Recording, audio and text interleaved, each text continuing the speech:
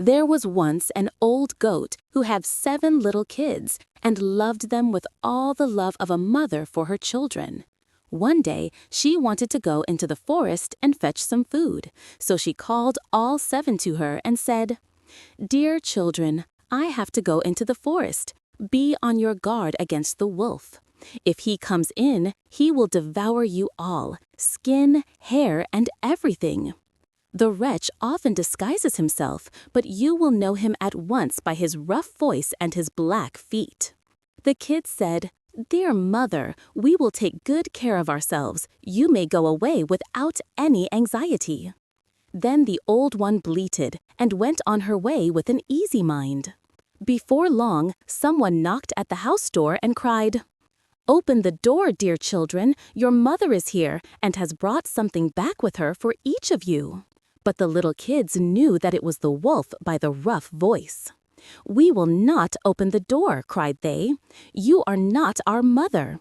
She has a soft, gentle voice, but your voice is rough. You are the wolf." Then the wolf went away to a shopkeeper and bought a great lump of chalk, ate it, and made his voice soft with it. He then came back, knocked at the door, and cried, "Open the door, dear children. Your mother is here and has brought something back with her for each of you." But the wolf had laid his black paws against the window, and the children saw them and cried, "We will not open the door. Our mother has not black feet like you. You are the wolf." Then the wolf ran to a baker and said, "I have hurt my feet. Smear them with dough for me." And when the baker had smeared his feet, he ran to the miller and said, "Strew some white meal over my feet." But the miller thought, "The wolf wants to deceive someone," and refused. But the wolf said, "If you will not do it, I will eat you up." Then the miller was afraid and made his paws white for him. Yes, so people are. Now the wretch went for the 3rd time to the house door, knocked at it, and said, "Open the door for me, children. Your dear little mother has come home and has brought every one of you something from the forest." The little kids cried, "First show us your feet so that we may know if you are our dear little mother." Then he put his paws in through the window, and when the kids saw that they were white, they believed that all he said was true and opened the door. But who should come in but the wolf? They were terrified and wanted to hide themselves.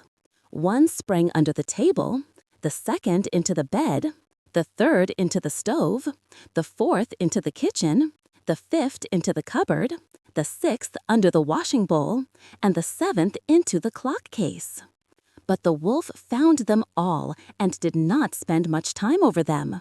One after the other, he swallowed them all except the youngest, who was in the clock case.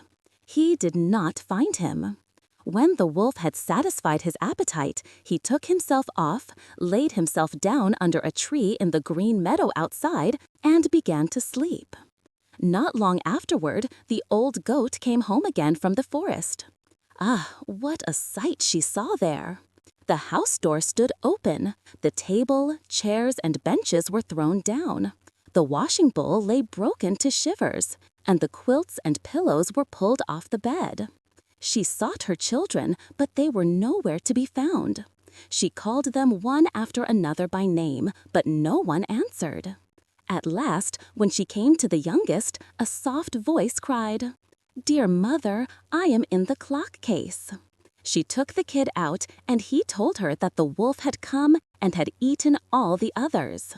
Then you may imagine how she wept over her poor children. At length, in her sorrow, she went out with the youngest kid, and when they came to the meadow, there lay the wolf by the tree, snoring so loud that the branches shook. She looked at him from all sides and saw that something was moving and struggling in his overfilled stomach. "Ah, heavens," thought she, "is it possible that my poor children, whom he has swallowed down for his supper, can still be alive?" Then she ran home and fetched scissors and a needle and thread. She cut open the sleeping wolf's stomach, and hardly had she made one cut when one little kid thrust out its head, and when she cut further, all 6 sprang out one after another. They were all still alive and had suffered no injury at all, for in his greed the monster had swallowed them whole. What rejoicing there was! They embraced their dear mother and jumped like a tailor at his wedding. But the mother said, "Now go and look for some large stones. We will fill the wicked beast's stomach with them while he is still asleep." Then the 7 kids dragged the stones to the wolf and stuffed his body as full as they could manage. Then the old mother quickly sewed him up again, and he did not notice anything, but lay still as if he were asleep. When the wolf at last awoke, he got on his legs, and because the stones in him made him thirsty, he wanted to go to a well to drink. But when he began to walk and the stones in his stomach knocked against each other, he cried, "What rumbles and tumbles against my poor bones? I thought 'twas 6 kids, but it's nothing but stones." And when he got to the well and bent over to drink, the heavy stones dragged him down and he drowned miserably. When the 7 little kids saw that, they came running up and cried aloud, "The wolf is dead! The wolf is dead!" Then they danced with their mother with joy around the well.